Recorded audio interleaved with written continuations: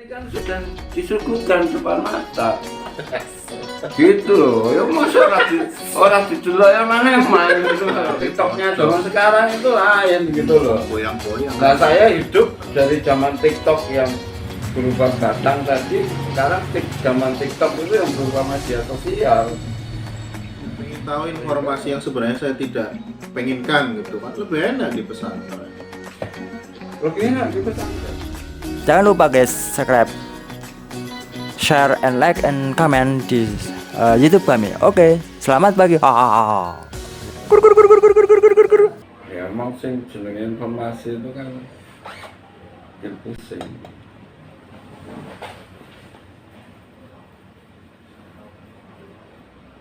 Pertama itu ya kita nggak bisa milih, tahu-tahu masuk. Yang kedua kan sumbernya nggak jelas.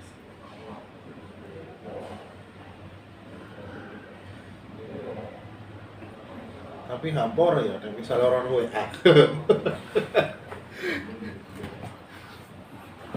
Iya, kacamatanya itu tinggal mau seperti apa itu. Mbak Dewi ora kenal WA, bapakku ora kenal WA. Ibu saya karena masih sugeng kenal WA. Jadi memang akhirnya misalnya dari sisi teknologinya Dewi itu kan sudah bikin pusing. Bagi generasi misalnya seperti ibu saya umurnya 70-an dari mengoperasikan macam-macam itu kan sudah jadi masalah. Misalnya membukanya, misalnya informasi dalam bentuk PDF, HP-nya nggak ada, kemudian dia tahu bahwa itu informasi tapi nggak bisa buka, nggak bisa baca, itu kan sudah jadi pikiran. Ya kalau kita puas dengan HP jadul ya satu sisi ya tidak nambah kerjaan, enak. Cuma kan balik mana? Kalau misalkan informasi yang tidak ingin kita tahu, tapi kan dengan adanya teknologi WA, ya tiba-tiba orang share di grup. Jadi masalah yang sebenarnya tidak ingin kita tahu jadi tahu. Sebetulnya enggak ada masalah yang enggak pengen kita tahu. Kalau memang betul-betul kita enggak pengen tahu ya pasti enggak buka lah. Misalnya gini, ada orang kirim angel lah. Kalau Lesegi buka grup terus otomatis ada ribuan misalkan 400 chat sing awake dhewe ora buka ya tetep kebuka. Dan walaupun misalnya kayak aku kadang kita hapus jadi clear chat grupnya ya tetep buka. ya bisa saja kalau grup itu di clear chat. Ya, tapi sebetulnya yang kita buka itu ya sesuatu yang dari dulu sebetulnya pengen kita tahu. Jadi misalnya gini, ada orang kirim video-video yang berbau porno lah, kita buka itu pasti kita buka dengan senang karena itu sebetulnya sesuatu yang ada di dalam, sesuatu yang pengen kita tahu, kemudian tersedia di depan mata gitu. Jadi ya kita buka dengan senang gitu loh. Oh ya masih kalau kita itu memang nggak tertarik, misalnya gini lah. Contohnya, sekarang contohnya lah, misalnya orang dia tidak punya ketertarikan seksualitas, kemudian buka kiriman video-video yang berhubungan dengan seksualitas, pasti dia nggak tertarik buka. Sederhana kalau kita misalnya dikirimi lagu-lagu yang kita nggak seneng, misalnya lagu Jawa, pasti nggak buka kalau kita nggak seneng. Tapi kalau kita seneng ya buka. Jadi masalahnya dengan terbukanya dengan WA atau medsos, dengan terbukanya informasi sebetulnya adalah masalah bahwa naluri kita itu tersalurkan dengan cepat. Jadi misalnya gini, orang sebetulnya di dalam itu pengen ada keinginan yang sudah tersembunyi yang barangkali kita manage agar keinginan itu tidak keluar. Tapi begitu itu disuguhkan di depan mata, itu kan langsung muncul gairah bukannya itu loh. Ya pasti gitu. Terus misalnya gini, gosip-gosip segala macam itu ya pasti itulah, nggak mungkin enggak. Pertanyaannya gini, informasi itu banyak mudaratnya nggak? Dengan adanya WA sekarang? Ya, pertanyaannya ke situ. Sebetulnya gini loh, menurut Kayak mau lah. Kita sebenarnya nggak pengen misalkan melihat gambar-gambar, tapi itu berkaitan dengan naluri seksualitas kita gitu. Jadi otomatis ada yang nge-share, terus kemudian kita buka. Ya kan? Itu mudarat juga. Informasi yang sebenarnya kita tidak pengen tahu. Misal kayak tonggone dua masalah, tiba-tiba ada sing nge-share. Nah, kita kan tidak pengen tahu sebenarnya. sebetulnya ada ketertarikan di dalam gitu loh. Jadi naluri manusia itu kan pengen ngerti gitu. Jadi contohnya gini lah, zaman nom-noman saya kalau misalnya pengen lihat sesuatu yang buka aurat, Makanya siap. kalau pengen sesuatu yang agak membuka aurat atau membuka aurat, aksesnya itu kan susah. Nah karena aksesnya susah, gitu, kita yang kemudian mencari-cari. Nah ketika mencari-cari orang dicari susah. Nah di situ ada titik nyerah. Terus belum ketemu, sudah nggak jadi karena aksesnya susah. Terus kalau nggak punya harus pinjam ke orang itu yang punya. Kalau kita nggak kenal dekat, ada rasa malu di situ, sehingga akhirnya kita nggak melihat hal-hal semacam itu. Tapi sebenarnya kan dari dalam tetap pengen ada naluri liar gitu. Nah ini kan sudah disuguhkan depan mata gitu loh. Ya masa orang didelok ya mana gitu loh. Persoalannya kan di situ. Tapi kalau pandangan saya tadi kayak kasusnya tadi ya Mas Eko yang punya HP smartphone sama punya HP jadul, uripnya lebih tenang menurutku. Menurut saya loh. Ya kan karena dia nggak harus kena imbas gitu.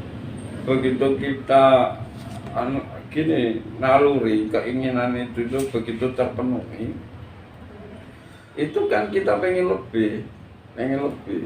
Nah sedangkan orang-orang yang tidak punya medsos itu lebih enak karena nalurinya tetap diam di situ, nggak bergerak. Nah kita terlanjur misalnya naluri kita bergerak, sudah aktif. Jadi terbuka misalnya satu informasi atau satu gambar yang ingin kita tahu misalnya. Nah selanjutnya kan setelah itu apa gitu. Kan pengen lanjut gitu sampai titik di mana terbuka semuanya. Tapi kan mengerikan itu. Ya mengerikan, tapi kan realitas. Mau gimana?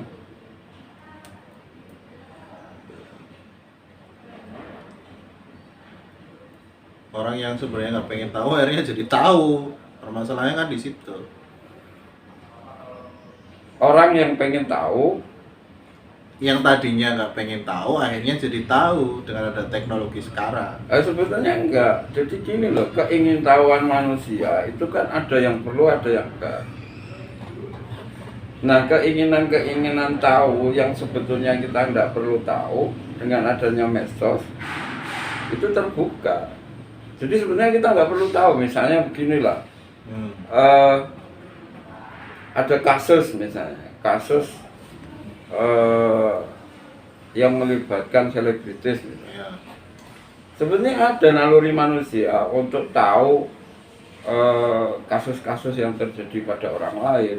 Secara psikologis itu kadang kita melihat bahwa ketika orang lain melakukan kesalahan itu mendatangkan kenyamanan psikologis. Misalnya kalau kita merasa bersalah, oh ternyata nggak hanya kita yang salah, tapi sebetulnya itu hal yang nggak perlu kita tahu. Tapi dengan adanya keterbukaan informasi seperti itu, ya kita jadi tahu karena disuguhkan. Bahkan ketika kita itu tidak berniat tahu, itu ditayangkan di televisi, kemudian di-share di medsos, pada akhirnya sengaja atau tidak kita akan mengklik dan tahu. Nah itu problemnya sehingga kita menjadi lebih susah nih kontrol. Kita Ya kan karena susah kontrol itu dengan adanya teknologi informasi sing wis terbuka mau. Pak. Jadi akhirnya kita tahu.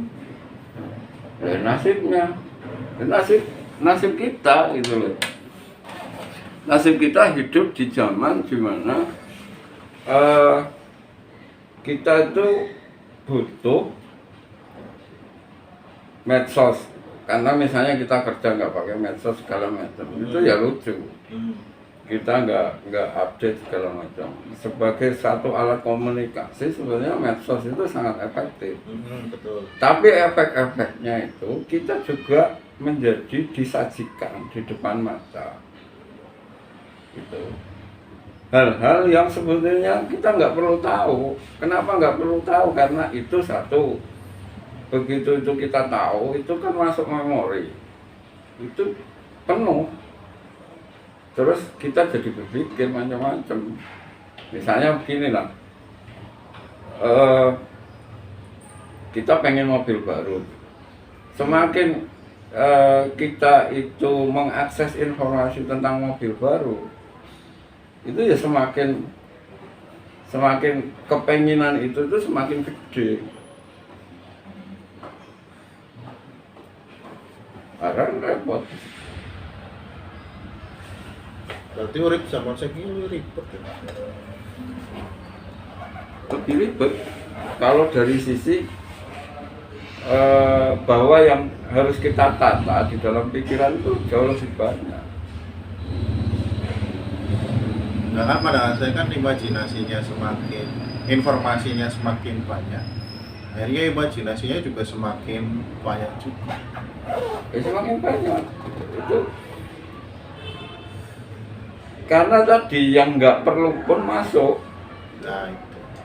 Ketika yang nggak perlu pun masuk, ruang kita untuk mengolah informasi, kapasitas kita untuk mengolah informasi itu terbatas.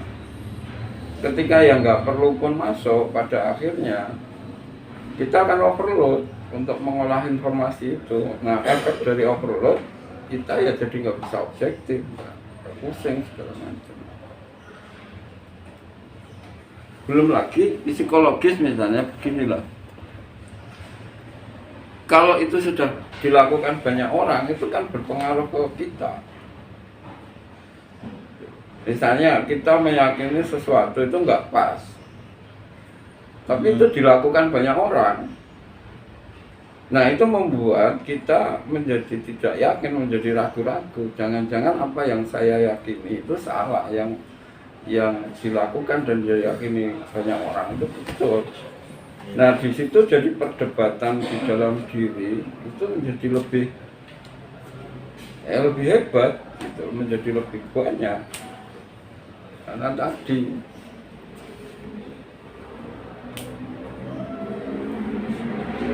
nah Enaknya urip zaman biyen ya. Zaman dulu itu udah enak ya. ya tinggal versinya. Ada informasi, terus kemudian ya maksudnya tetap ada informasi tapi terbuka kayak saat inilah seperti itu. Nah itu makanya sebetulnya dunia ini kan nggak nyata. Nggak nyata itu bisa maya, bisa relatif. Bisa relatif itu maksudnya begini. Ketika zaman dulu misalnya, orang naik motor itu sudah sangat nyaman. Nah zaman sekarang orang naik mobil, kalau belum mobil yang terbaru ya tahun keluaran tahun terbaru, kemudian seri yang luxury, itu juga nggak nyaman. Jadi itu bergeser. Ya, susahnya di situ. Tapi kalau dari sisi sebetulnya, dari sisi realitas sebetulnya lebih enak. Kenapa lebih enak misalnya? Zaman dulu misalnya ada kita dapat kabar misalnya harus pulang karena satu hal misalnya kita mau ngundang manten gitu. Misalnya saudara saya di Kebumen mau ngundang manten, saya di Jogja. Itu kan lebih susah. Terus saya datangnya harus ngebis, harus macam-macam, lebih susah. Kalau dari sisi realitas sekarang lebih enak gitu. Nah masalahnya hidup itu ada sisi realitas, ada sisi imajinasi. Nah kalaupun realitasnya jauh lebih enak, tapi imajinasinya jauh lebih tinggi. Nah ketika imajinasi dibandingkan dengan realitas itu besar gapnya, ya makin nggak enak gitu. Kan no soalannya. Jadi mana yang lebih enak yo kalau kita yang hidup di zaman sekarang bilangnya enak zaman dulu. Soalnya apa ya Pak? Informasi itu kenceng banget masuk. Ya kayak tadi di sosmed. Apa aja bisa masuk. Ada berita ini masuk. Terus ada orang ini masuk, ada ini masuk. Kadang gawe ruwet menurutku sih. Ya menurut jenengan ruwetnya karena apa? Ya itu tadi informasi yang sebenarnya kita tidak ingin tahu, akhirnya kita jadi tahu.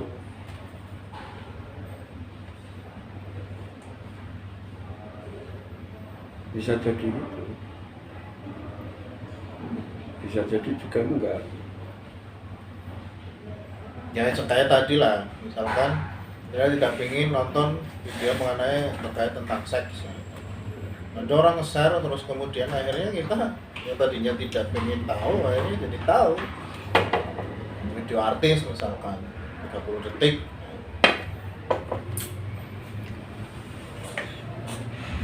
Ya bisa jadi, tapi kan sebetulnya gini loh. Bisa sebetulnya kan informasi itu ada yang realitas. Jadi misalnya begini, informasi tentang rapat. Besok Rabu jam sekian akan rapat. Itu kan informasi yang berkaitan dengan realitas. Kemudian tujuannya itu adalah menyampaikan realitas, menyampaikan plan. Tapi ada informasi-informasi yang itu sifatnya bertujuan. Jadi misalnya iklan. Ya, promosi. Iklan. Nah, di zaman sekarang yang namanya iklan itu nggak kayak dulu. Iklan misalnya gini, zaman dulu itu bilang Indomie enak. Gitu. Tapi iklan zaman sekarang itu adalah begini. Jadi misalnya gini.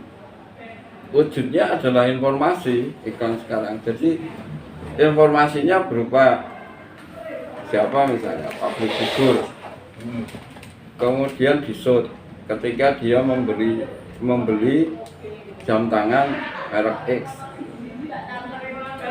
Nah sehingga kalau kacamata kita, definisi kita tentang iklan itu masih seperti iklan Indomie zaman dulu, yang kalau iklan yang dinamakan iklan itu adalah sesuatu yang menawarkan sesuatu terus membicarakan keunggulannya dan lain-lain, mengajak membeli segala macam. Nah, maka kita menjadi kesulitan untuk mengidentifikasi bahwa informasi tadi public figure memberi jam tangan merek X, itu kita tidak bisa kita definisi sebagai iklan, tetapi kita menangkapnya itu sebagai sebuah fakta, sebuah informasi kejadian gitu. Nah, padahal bisa saja itu iklan yang memang bertujuan untuk menyampaikan sesuatu, dalam hal ini mempromosikan jam tangan X, tapi secara tidak langsung, dan itu lebih mengenal. Nah, informasi itu bisa berupa apapun. Iklan itu bisa nanti berupa iklan politik, bisa iklan agama.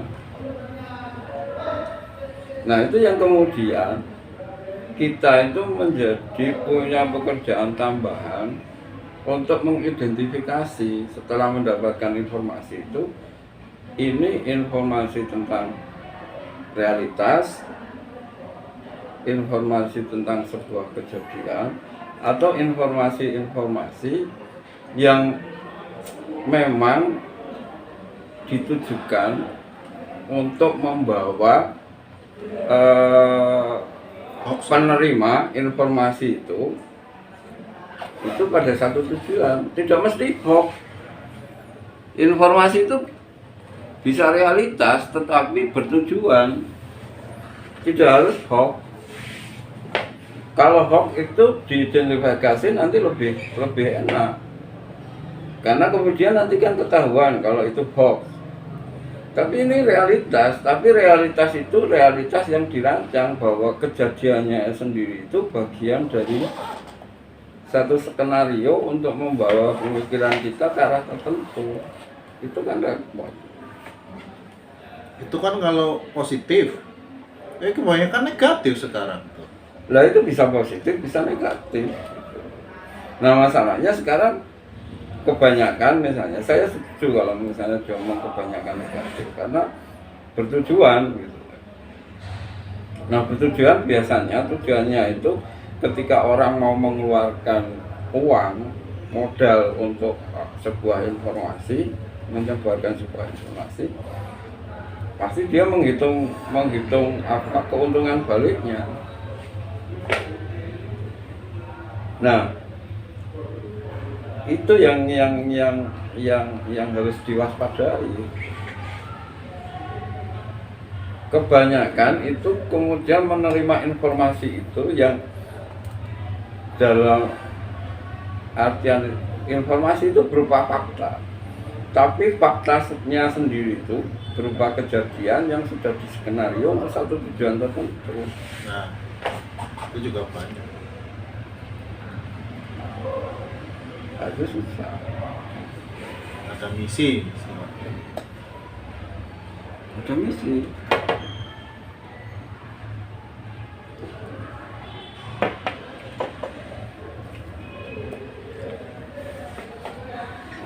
Menurut saya memang ruwet. Zaman dulu saya waktu kecil itu enak uripnya. Ya mungkin masih kecil sih aku memikirkan kebutuhan kehidupan. Menjadi ruwet menurut saya itu kan menjadi gini. Kenapa menjadi ruwet? Karena menjadi banyak versi. Gitu. Ya karena kan gini Pak, bahasa WA dengan bahasa konteks misal kita ketemu langsung kan tetap berbeda. Yaitu tadi WA kan ada yang istilahnya punya misi, ada yang tidak. Kadang kita membaca aja itu kadang banyak persepsi loh. Persepsinya sangat banyak. Ya, itu persepsi dari penerima WA. Nah, persoalannya itu kan kenapa menjadi ruwet? Kita menjadi tidak punya tempat untuk mengkonfirmasi itu. Kita tidak punya standar untuk mengkonfirmasi itu. Contohnya gini lah, setiap orang tua itu pasti menghendaki pendidikan yang baik bagi anak. Nah, bagi orang-orang tertentu itu sebuah pasar, sebuah market. Kalau kita lihatnya dari kacamata bisnis. Nah, maka informasi tentang pendidikan yang baik bagi anaknya itu tergantung pada versi siapa yang mau menjual. Jadi misalnya gini, ada orang yang mau menjual sekolah internasional, maka dia bikin versi pendidikan yang baik bagi anak-anak itu adalah yang mengarah ke sana, ke sekolah internasional. Tapi ketika orang mau mendirikan misalnya sekolah plus, seperti misalnya sekolah plus agama gitu, jadi dengan tagline misalnya berilmu, berakhlak, gitu, beragama misalnya, maka ya orang akan memberikan informasi-informasi yang mengarahkan kesimpulan orang tua ke arah bahwa menyekolahkan yang baik itu adalah yang di sekolah-sekolah unggulan, dengan unggulan itu adalah pendidikan agama. Referensi. Informasi itu bisa jadi referensi. Dan informasi itu di-create, referensi itu di-create untuk mempengaruhi orang tua. Nah, persoalannya adalah mau nggak orang tua itu mencari informasi yang relatif original. Misalnya begini, kalau kita bicara pengetahuan agama itu penting apa enggak? Pasti jawabannya penting. Terus pengetahuan internasional, misalnya bahasa internasional, bahasa Inggris segala macam, kemampuan bahasa asing, kemudian kemampuan bergaul segala macam, penting apa enggak? Penting. Sekarang kemampuan analisis, logika, matematika, kemudian fisika dan lain-lain, penting apa enggak? Pasti penting. Nah, persoalannya adalah kepentingan itu di blow up. Jadi misalnya sekolah yang internasional itu, nanti ya kepentingan itu menjadi yang prioritas itu adalah bagaimana orang bergaul, bagaimana orang itu berkomunikasi dengan orang lain, bagaimana orang itu siap untuk berinteraksi dengan orang asing dan macam-macam.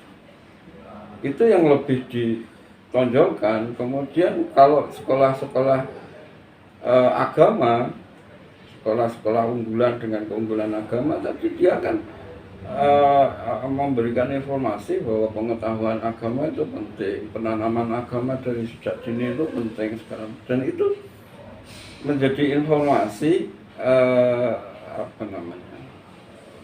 bukan mayoritas, informasi primer yang kemudian disampaikan. Nah, yang menjadi persoalan bagi kita para orang tua itu sebetulnya kan secara mandiri itu menganalisis pengetahuan agama untuk usia sekian itu sampai tingkat mana, sampai sejauh mana, kemudian kemampuan bergaul segala macam itu sampai di tingkat mana, sampai sejauh apa, dan bagaimana metodenya. Itu kan jarang kita lakukan. Jadi kita lebih sering menerima informasi itu ya secara mentah. Oh ya, Ya pasti jadi konsumsi. nah Pastilah. Itu masalahnya. Jadi konsumsi. Ya kan karena itu enak, bro. Kita nggak harus analisis, nggak harus berpusing-pusing. Nah, ketambahan tadi kita lebih enak untuk ikut kerumunan. Karena nggak takut salah. Nah kalau konsumsinya baik, kalau konsumsinya nggak baik, nah lucu. Nggak ada. Sebetulnya dalam tingkatan informasi, acap kali pasti baik. Lo zaman sekarang lo. Informasi yang nggak baik misalnya apa? Ya itu tadi sebenarnya misalkan tadi menjenengan sampaikan masalah seksual, tiba-tiba ada yang nge-share. Nah itu lebih enak. Lebih enak maksudnya gini loh. Terus melu nonton. Lebih enak kita Loh, mau saiki lagi sholat bar sholat buka grup orang sing nge-share kuwi. Masa ya astagfirullahaladzim. Oh, kok piye kuwi? Loh, tapi kan jelas gini loh. Kita mau gini loh. Lo bar sholat buka WA. Orang sing nge-share. Gini loh. Misalnya, kan otomatis gini, ketika membayangkan sehabis sholat, kemudian buka WA dan isinya seperti itu, jenengan membayangkan itu otomatis bilang astagfirullah. Artinya bahwa informasi itu Atau sebaliknya. Wah, enak iki. alhamdulillah